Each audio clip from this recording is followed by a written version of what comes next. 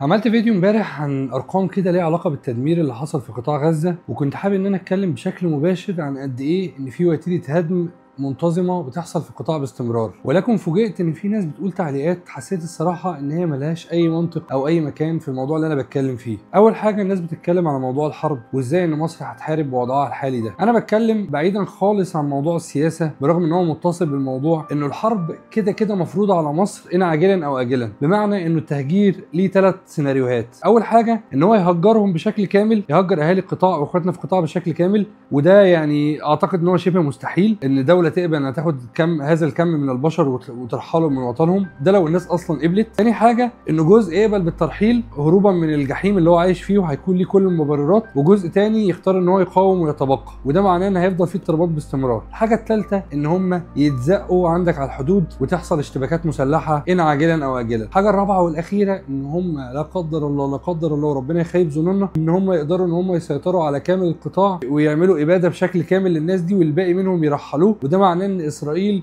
كقوة استعمارية هتبتدي ان هي تاخد طريقها واحدة واحدة للجارة اللي جنبها مباشرة وهي مصر، وكمان الجارة اللي فوقيها واحدة واحدة اللي هي الضفة الغربية ثم الأردن، ناهيك بقى عن لبنان وسوريا اللي هم برضو جزء من التوسع اللي موجود في العقيدة اليمينية المتطرفة للجماعة اليهود. سموتريتش بيطلع يقول الكلام ده يعني بصراحة شديدة. فأنا دلوقتي بتكلم عن الحرب ضرورة حتمية بغض النظر عندنا النظام عايز يخش الحرب دي أو لأ، يحاول يهرب منها ولا لأ، بيعمل صفقة أو لأ، الكلام ده كله ليه آراء فيه، ولكن ده مش موضوعي في اللحظة دي. تاني حاجة ناس كتيرة جدا كانت بتتكلم بتقول لك انه القطاع كان عايش افضل بكتير قبل الحرب. الكلام ده حقيقي، ولكن هل الكلام ده في اللحظه دي مفيد؟ يعني الجماعه الصعايده عندهم مثل كده بيقول لك البكا على الفايت من نقصان العقل. طيب دلوقتي في الوضع الحالي ده وانت واحد داخل في خناقه واتضربت واتبهدلت وحصل، هل هتدور على الاسباب ولا هتتخانق الاول وبعد ما تخلص الخناقه تبتدي ان انت تفكر وتستخلص الاسباب دي عشان خاطر تتجنبها مستقبلا؟ ناس كتيره بتقول ان يحيى السنوار هو اللي تسبب في الموضوع ده. انا عايز اقول لك ان هو افضى الى ما قدم. الراجل عمل اللي هو يقدر عليه من وجهه نظره، حسابه عند ربه مش عند حد. النتيجه اللي حصلت قد تكون مدمره، لكن يمكن كمان 5 سنين او 10 سنين تلاقي ان اللي حصل ده غير مجرى التاريخ كله، ويمكن ما يحصلش، الله اعلم، انا ما اعرفش. ولكن النقطه دي برده مش بتاعتنا، لان البكا على الفايت من نقصان العقل. انا بتكلم على وضع حالي هيحصل فيه اجتياح لباقي 25% ولا 27% اللي باقيين من القطاع، وساعتها عندك اكتر من مليون بني ادم موجودين في المكان ده هيحصل لهم شتى انواع التعذيب والقتل، واحنا هنبقى واقفين جنبهم بنتفرج وما بنعملش اي حاجه. في نقطه كمان عايز اتكلم عليها وهي موضوع السلاح اللي جه لاسرائيل من ساعه ما الحرب دي ابتدت، سواء من امريكا او المانيا الله يحرقهم بجاز، والاتحاد الاوروبي ودول كتيره جدا غير الاتحاد الاوروبي، عندك استراليا، عندك كندا، عندك دول تانية كتير.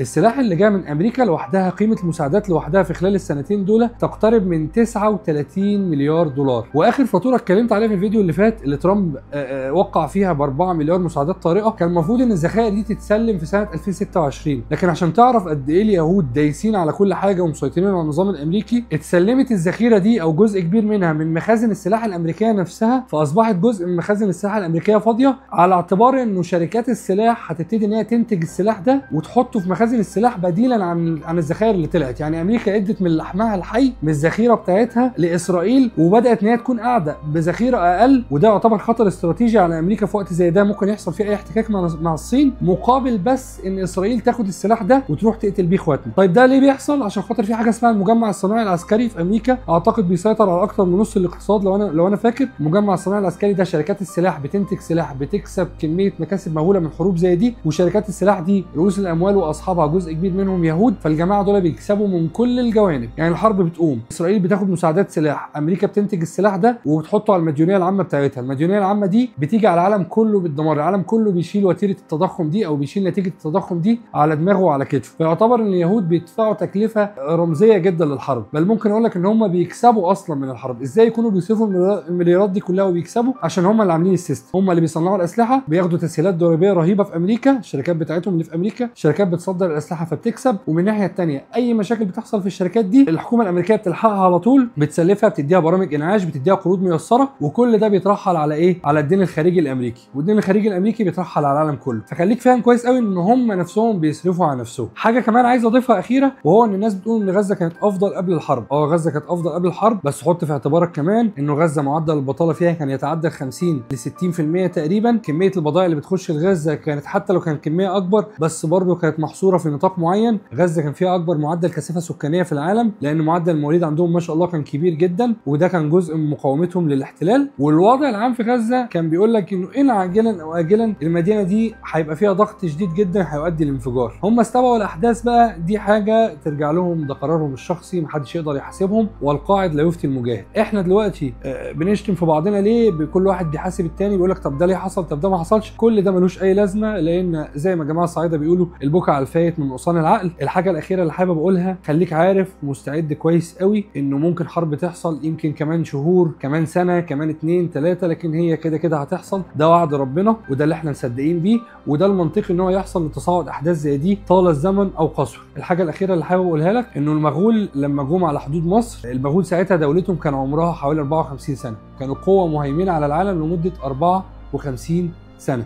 ودوله المماليك وقتها كانت قامت بعد الدوله الايوبيه في 1250 ميلاديه. ساعتها دوله المماليك كان عمرها 10 سنين فقط. الغريبه ان دوله المماليك كانت قويه وقتها، ولكن دوله المغول كانت تعتبر برضه قويه جدا حتى لو كانت في حاله ضعف وقتها. ولكن دوله المماليك قدرت ان هي تعمل مبادره وتحارب المغول في عين جالوت، وقدروا ان هم ينتصروا عليهم. فانت ما تعرفش قد ايه مصر اتكلم هنا على الشعب، ليها ثقل سياسي وثقل عسكري. وفي يوم من الايام مصر ان حصلت حرب حقيقيه ضد الكيان ده، حرب قويه فعليا، وانا هنا مش بقلل ابدا المقاتلين ولا المقاومه عملت عظمه وعملت كل عليها، ولكن في الاخر هم متحصرين من كل اتجاه وامكانياتهم محدوده. فبس اللي عايز اعرفه لك هنا انه محدش يعرف القدر ايه، ولكن على الاقل خلي عندك عقيده، خلي عندك فكر، خلي عندك فهم، خلي عندك تصور للاحداث حتى لو مش قادر تعمل حاجه. لعل وعسى يكون قدامك الاختيار في وقت من الاوقات. وبس كده، السلام عليكم.